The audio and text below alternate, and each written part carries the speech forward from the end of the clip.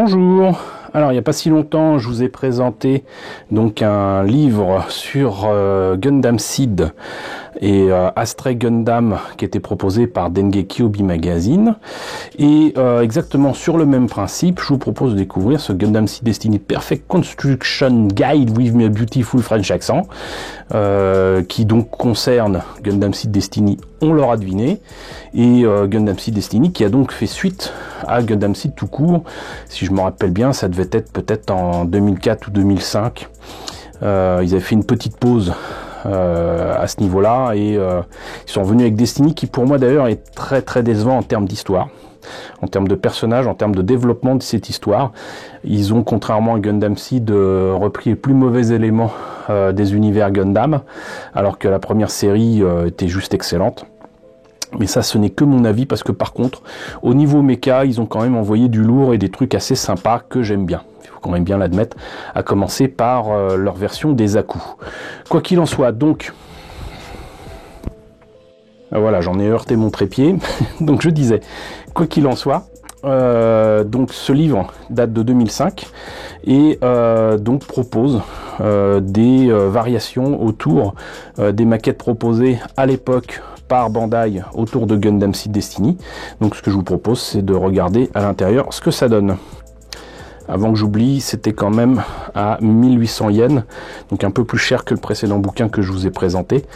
Peut-être l'inflation, je sais pas, mais en tout cas, ça fait quand même facilement dans les 15 €. Et sinon, c'est pas que je vais vous faire le coup à chaque fois, mais je suis retombé encore une fois avec ces magazines japonais sur un catalogue, donc le catalogue Bandai de 99, qui donc du coup a été proposé il y a 20 ans. Et je vous propose de jeter un petit coup d'œil avant de voir ce recueil d'articles de Dengeki Hobby Magazine. Parce que donc il y a 20 ans, quand il fêtait les 20 ans de Gundam, la nouveauté c'était Turn A Gundam, une série que j'aime bien, même si elle a beaucoup de défauts, mais elle a aussi beaucoup de qualités. La première étant le design, l'histoire, mais surtout les musiques de Yoko Kanno. Là-dessus je suis absolument pas objectif. Mais donc voilà, ça explique pourquoi 99, bam, Turn A Gundam. Avec donc forcément le Turn A Gundam, mais aussi le Mobile Flat, je pense pas vous l'avoir déjà présenté. Le Mobile Sumo, ça on l'a fait. Le Mobile Capul, il faudra que je vous le présente, un de ces quatre. Mais également les Perfect Grade qui renouvelaient encore la qualité des Gunpla à l'époque, puisqu'on connaissait surtout les Master Grade qui étaient déjà une révolution. Mais alors là, les Perfect Grade avec notamment le Zaku 2. Les Perfect Grade, c'est quand même du A60e. Hein. Là, donc, le Gundam, et ça, c'est des éléments, par contre, que je crois on ne trouve plus, qui sont donc des pièces de remplacement en transparent pour voir à l'intérieur du Gundam, ici, l'inner frame, mais aussi rajouter des armes. Et pareil pour le Zaku, on a aussi des pièces transparentes pour le Zaku, et du coup aussi un set d'armes complémentaires. Ensuite, il y a le High Grade qui fait son apparition. Ça s'appelle pas encore HGUC, mais c'était déjà aussi une petite révolution à l'époque. Le Gyan, il faudra que je vous le présente un jour. Ça, je vous l'ai présenté il n'y a pas si longtemps, donc le First Grade du Gundam RX-78-2. Les Master Grade avec la nouveauté du moment, c'était donc les DOM. Et je crois que on avait quand même les trois personnages, je ne sais plus, puisqu'en fait vous avez trois DOM différents avec ces trois Lascar là, qu'on revoit d'ailleurs dans Gundam The Origin. Donc toujours en Master Grade, le Zaku 2 avec ce gars là, et le Zaku 1 avec ce gars là. Donc finalement les figurines sont avec des Master Grade différents. Le Zaku 1 ici, vous voyez que ça a beau être le même modèle, rien que la couleur, ça fait une différence quoi. Ensuite, on en était encore à la version 1.0, on va dire, du RX-78-2. Pour autant, il était proposé soit comme ceci, soit en gris, comme je vous l'ai déjà présenté en High Grade Universal Century. Le Zeta Gundam qu'on a eu en France, Zephyrantes, donc le normal pour le GP01 et le GP01 FB Full Burnian, donc de Gundam 0083, le Physalis, donc le GP02. Ici plutôt Zeta Gundam avec le RX-78, c'est-à-dire le Gundam Mark II, qui existe donc dans sa version blanche et dans sa version Titan. Également la version Super Gundam avec en fait, c'est pas une armure, c'est un backpack supplémentaire qui lui permet d'envoyer des missiles de fou, une grosse arme, etc. Le GM, le Zaku 2 dans ces deux formes. Là aussi des Zaku que je vous ai déjà présenté. Le Gelgoog, je sais plus si je vous les ai présentés, mais il y a le Gelgoog Canon, les Gelgoog tout court, on va dire. Et là pareil, il existait donc des versions spéciales, transparentes, des Master Grade, et je vous l'ai pas encore présenté, mais je devrais pas tarder à vous montrer ce que donne justement le Super Gundam dans cette version là transparente. Et ça je vous l'avais présenté, donc c'était le Zeta Gundam Special Coating Version pour le spécial 20 ans. Donc par contre là c'est intéressant parce que du coup on a le listing de tous les modèles de Gundam intéressants depuis 1980. Et là on voit quand même franchement l'évolution, quoi.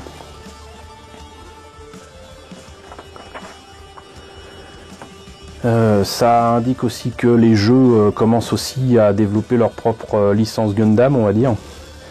Jiren's Grid, une version du Gundam en rouge du côté Zéon, quoi. Les SD Gundam, si vous croyez que ça existe que depuis peu, en fait c'est faux, ça existe depuis très longtemps, la preuve en est. Ces pages. Voilà, d'ailleurs il y a certains modèles que je dois avoir là-dedans, je sais plus lequel. Mais j'en ai trouvé et je vous avais proposé d'en parler d'ailleurs. Mais bon, donc voilà. Ensuite Pokémon 99, bah oui, puisqu'en fait au Japon c'est à partir de 1996, 99, la Pokémania bat son plein dans le monde entier. Et sinon, ça je vous les ai présentés, il s'agit donc du Raiden Armor et du Ishtar Mark II qui sont issus de la série Gasaraki. Voilà, le jeu de cartes on s'en fiche un peu. Et voilà, donc c'était un peu long, mais je pense que c'est intéressant de jeter un petit coup d'œil à ce qui était proposé il y a 20 ans. Voilà.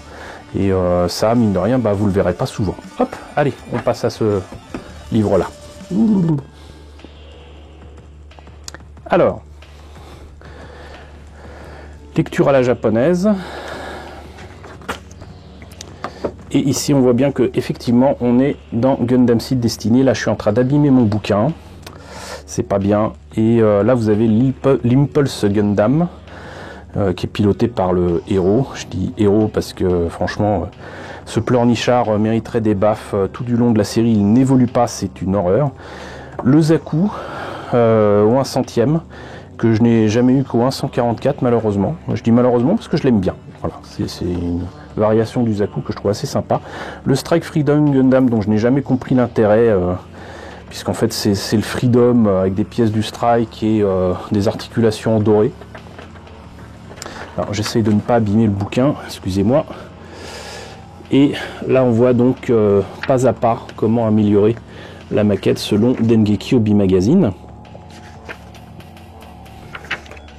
Donc beaucoup de cartes plastiques et de pièces rajoutées visiblement. Ça, il faudra que je vous parle de ces outils-là. Voilà, c'est des scies en photo découpe et c'est vachement pratique. Donc là, il y a quand même beaucoup plus de pas à pas que dans le précédent bouquin. Là, l'Impulse Gundam, le Destiny Gundam, pardon, au 1/100e, donc no grade, hein, du coup. Pareil. Il y a largement de quoi l'améliorer, visiblement. Le Force Impulse Gundam, enfin, on y arrive. Moi, j'ai jamais réussi à comprendre l'intérêt de ce truc-là. Ça se sépare en 3 morceaux. À quoi ça rime, je ne sais pas. Mais ils se séparent. Voilà, ils ont essayé de faire une version un peu plus cool du Strike, mais je pense qu'ils n'ont pas réussi. Moi, ce design, ce Force Impulse Gundam, il fonctionne pas chez moi. Même le Sword, bof. Voilà. Par contre, là, voilà, le Chaos Gundam, il est sympa. Ça peut être pas mal. Et le Zaku de Gundam Seed Destiny, définitivement, il trouverait sa place dans mes étagères. Hein. Et là, vous voyez que, justement, ils font ce que je vous recommande de faire depuis longtemps, à savoir donc de faire un trou dans la tête des à-coups et de rajouter une pièce. Ici c'est une pièce plastique achetée dans le commerce, mais ça aurait pu être un bijou fantaisie, même un morceau de grappe, pour ajouter un petit plus au niveau du mono-eye.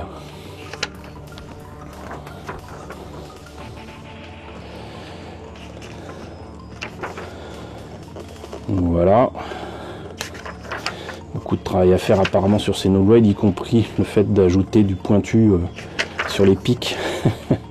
Donc mine de rien, beaucoup de variations autour du Zaku, avec le Zaku Warrior Gunner, le Zaku Warrior Blaze Wizard, Gunner Wizard, il y a de tout. Et ils ont tous de la gueule, franchement ils ont tous de la gueule, regardez-moi celui-là, franchement. Voilà, et sinon les A-grade, donc 1544. Voilà, moi j'ai que les first grade, ça m'a largement suffi. Je dis les parce qu'en fait à un moment ils vendaient aussi des plus produits dans des magazines, et du coup j'ai des versions du Zaku et de l'Impulse Gundam de différentes couleurs, notamment proposées dans New Type. Le Zaku Warrior donc moins 144, je l'ai peut-être, je sais plus. Mais ce qui m'intéressait, c'était plutôt de voir ces trucs là. Voilà, le Goof Ignited, ça je vous l'ai présenté il y a très longtemps. Blaze Zaku Phantom. Donc voilà, il montre comment faire le masquage, comment travailler tout ça et le faire proprement, j'allais même dire trop proprement.